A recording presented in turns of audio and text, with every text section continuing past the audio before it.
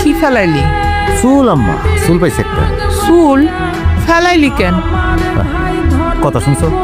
চুল দিয়ে খাবো নাকি? চুল ফেলাই দেবো না? চুল কি খাওয়া জিনিস? আশ্চর্য, চুল ফেলাইবি কে?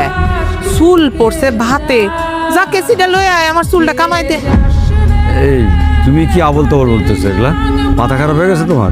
আমার মাথা খারাপ হইব কে? কে পুতের বুড়োর চুলগুলা যে গজ গজ করে কাটছে, তখন চোখে কি ঠুলি দিয়ে আসছিলা? দেখো নাই তখন? আশ্চর্য কথা, কত সুন্দর চুলগুলা আমার বৌমার কস কস করে কাটটা ফালাই দিল। যা এখন যা ছুরি নিয়ে আয়। ছুরি কাছি কি আছে নিয়ে আমার চুলটি কামা। আরে মা, তুমি যে কি শুরু করলা? তুমি তোমার আমার বললে তো তোমার মিলেতেছে বিলে। তুমি আমার মা আর হ্যাঁ আমার বউ। আশ্চর্য, বাতের মধ্যে চুল পড়ছিল বলে তো পুতের বউ চুলটা কাটছ। তা এখন আমি বাতের মধ্যে ফালাইছি, আমারে শাস্তি দিবি না? আমারে শাস্তি দে। আরে বাবারে, বুঝলাম না কিছু। তুমি তোমার বউরে তো সাফাই দিতেছো কি কি হয়েছে কি তোমার? সেই বিয়া কইরা আনার পর থেকে তুই মায়েদের অপমান কইরেই যাইতেছস। একটা বেলার জন্য মায়েদের শান্তিতে একটু ভাত খাইতে দিছস? দেখ নাই একটু মায়া দয়া বইলা কিছু কথা থাকে, সেইটাও তোর মধ্যে নাই। কি করছিস মায়েদার লগে? অত্যাচার কইরা মায়েদারে বাপের বাড়ি পাঠাইছ। তাও তো তোর মনটা শান্ত হয় নাই। তোর শয়তানি কি বন্ধ হইছে?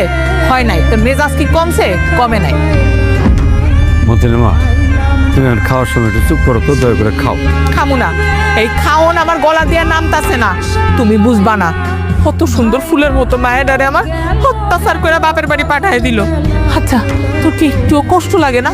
কি ভাবছিলি তুই অন্যায় করবি, তুই দোষ করবি, আর কেউ সহে দেখবো না, শুধু অন্যায় দেখবো মাইনছে? লোকে কি না কইছে, পাড়ার লোকের সামনে আর মুখ দেখাইতে পারতাছি না। তুই কি মনে করছিলি দাসী আনছস?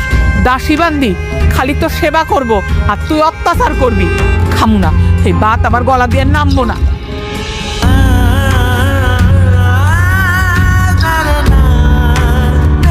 সে খা, দোকানে যেতে হবে। আম্মা, আব্বা আছেন? আসসালামু আলাইকুম। ওয়ালাইকুম আসসালাম। জামাই বাবাজি, তুমি? আমি জানতাম তুমি আসবা। আসো বাবা, ঘরে আসো।